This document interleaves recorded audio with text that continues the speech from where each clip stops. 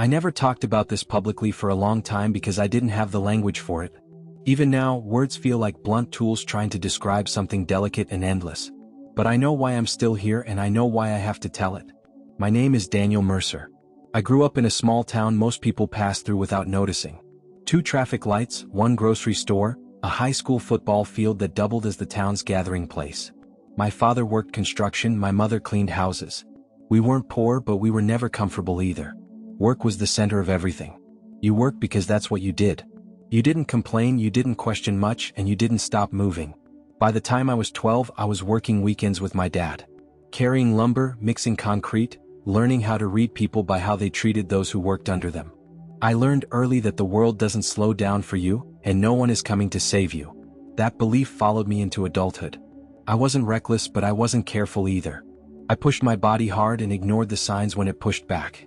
Long hours, short sleep, fast food, caffeine. I told myself I'd rest later. Later always felt far away. I got married young. It didn't last. We weren't bad people. We were just exhausted versions of ourselves who didn't know how to slow down together. After the divorce, work became my refuge. If I stayed busy enough, I didn't have to feel anything. The day everything changed started like any other day. No warning. No sense that the universe was about to pull the floor out from under me. I woke up before my alarm, already tired. My chest felt tight, but I blamed stress. I drank coffee, skipped breakfast, and headed out. By mid-morning, I noticed a strange pressure behind my eyes and a dull ache creeping into my left shoulder. I stretched, shook it off, and kept going. I had deadlines. People were counting on me. Around noon, the pain sharpened. It wasn't dramatic. It wasn't like the movies. It was just wrong. Like something inside me had slipped out of alignment. I remember thinking, this is inconvenient. That was my first mistake, treating my body like an obstacle instead of a warning system. I sat down, hoping it would pass. Instead, the room tilted. My heart began to race, then stutter, then pound in a way that didn't feel human. Each beat echoed too loudly, like it was happening outside my body instead of inside it. I stood up, took 2 steps, and the world went quiet. Not black. Quiet. The pain vanished instantly. That's the first thing that surprised me. One moment my body was screaming, and the next there was nothing. No weight. No discomfort. No fear. I realized I was floating, but not in the way people imagine floating. There was no sensation of movement. It was more like the concept of gravity had simply stopped applying to me. I was surrounded by darkness, but it wasn't empty. It felt vast and alive, like standing in the middle of the ocean at night. I didn't panic. That surprised me too. Panic is something I was good at in life, but here it didn't exist. I became aware of myself without my body. That's the only way I can explain it. I didn't think I'm dead. I thought I'm still here. And that realization brought an overwhelming sense of calm. A light appeared, not suddenly, not explosively. It emerged the way dawn does, slowly dissolving the dark. It wasn't blinding. It didn't hurt to look at.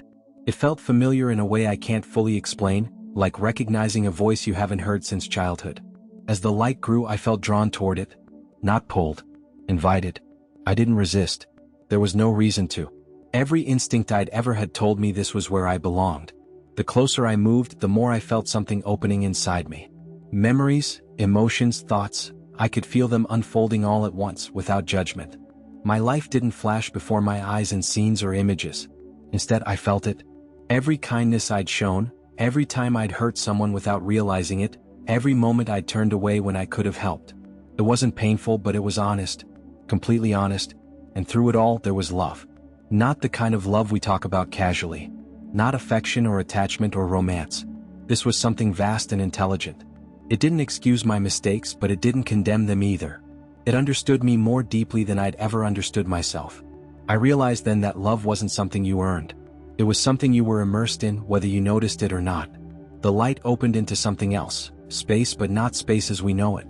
There was no sky, no ground, yet everything felt structured and intentional. Colors existed that I don't have names for. They weren't brighter, they were deeper, layered with meaning. I could feel them as much as see them.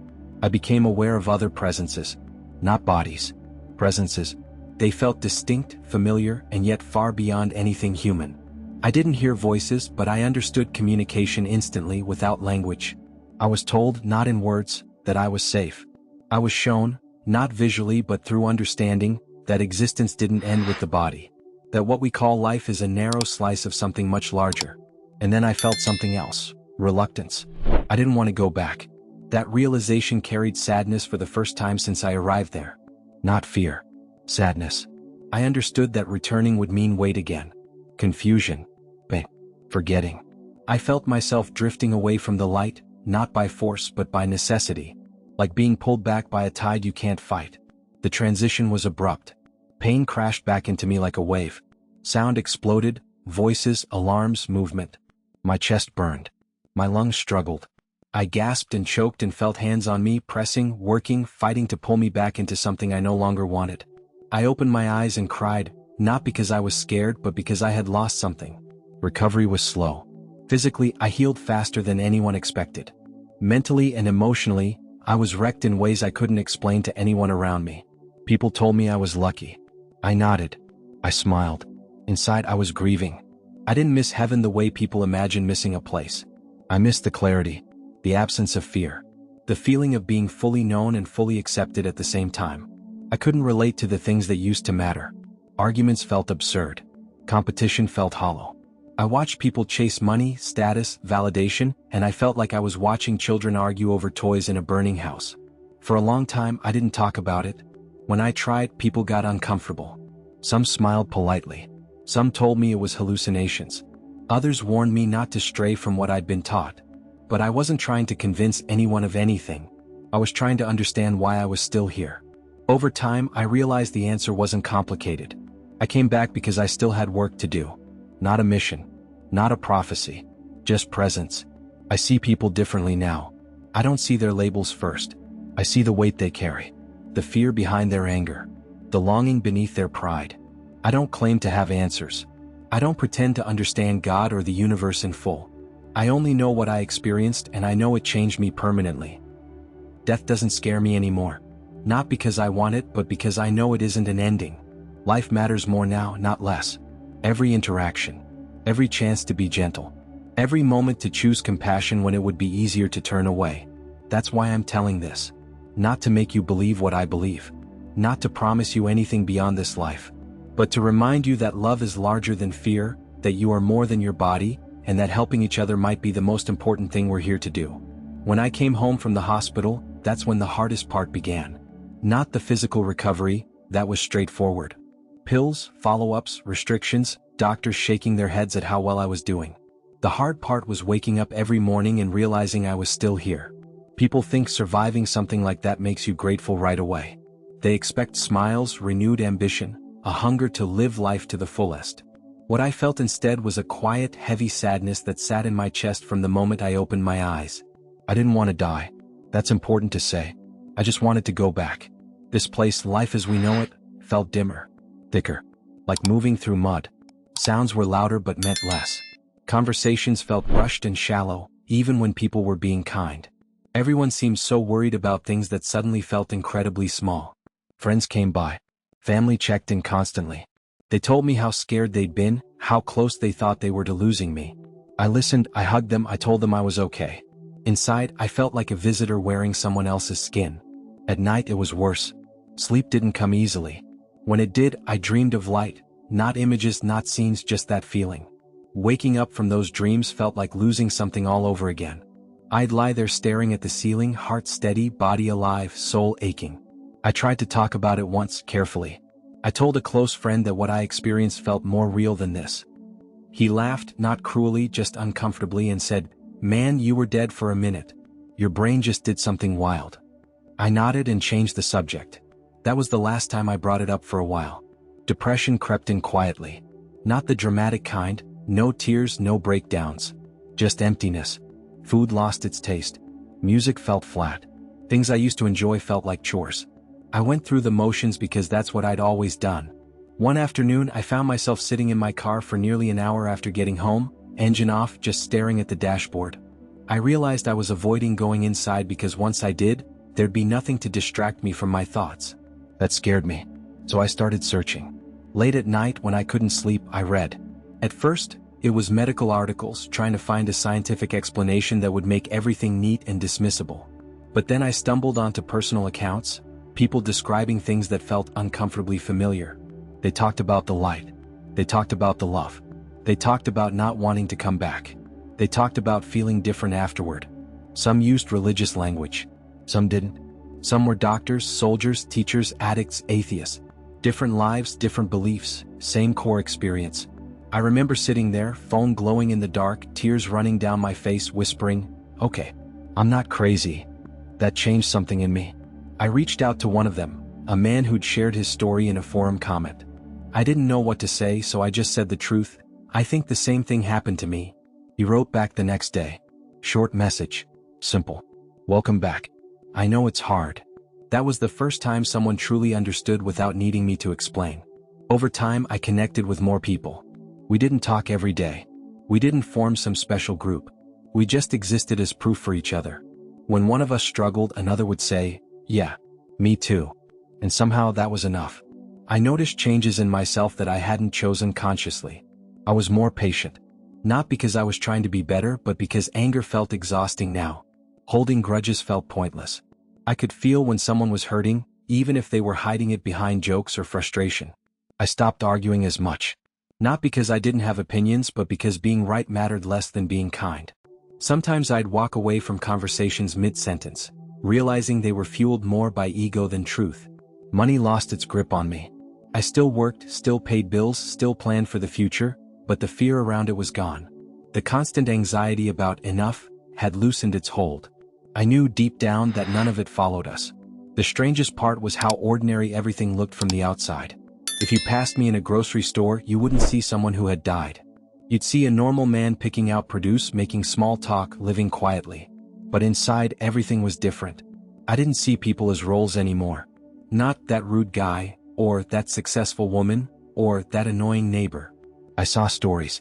I saw wounds. I saw fear trying to protect itself. Sometimes I'd look at a stranger and feel an unexpected wave of compassion so strong it caught me off guard. I learned to sit with that feeling instead of pushing it away. Faith became complicated. I didn't abandon belief, but I let go of fear-based ideas. The version of God I encountered wasn't angry, tallying mistakes, waiting to punish. It was vast, patient, and impossibly loving. That didn't make me reckless. It made me more careful with how I treated others. I stopped worrying about who was right and who was wrong. I started asking, are we helping, or are we hurting? There were still hard days. Days when the heaviness returned, when the world felt too loud and too cruel. But even then, something underneath stayed steady. A quiet knowing that this wasn't all there was. Eventually, I understood something I hadn't grasped at first. I didn't come back to convince anyone. I didn't come back to prove anything. I came back to live differently. To listen more. To judge less. To help when I could, without needing recognition. To treat every person as if they mattered, because they do. I don't know when I'll leave this place for good. None of us do. But I'm not afraid anymore. When that moment comes, I won't be surprised. Until then, I'm here. And that's enough. Returning to work was one of the strangest adjustments. On the surface, nothing had changed. Same tools. Same routines. Same conversations about deadlines, money, and plans. But inside me, something no longer fit. I noticed how rushed everyone was. How tense. How easily frustration spilled out over small things. Before, I would have matched that energy without thinking. Now, it felt like standing next to a roaring engine when your ears have grown sensitive to noise. People asked how I was doing. I said, good, because that's the answer they expected. Explaining the truth felt impossible. How do you tell someone you died, felt more alive than ever, and now struggle to pretend this is the only reality that exists? Some relationships faded quietly. Not out of conflict, but out of misalignment. The things that once bonded us, complaints, competition, distractions, no longer held my interest. At first, I blamed myself. I wondered if I was becoming distant or arrogant.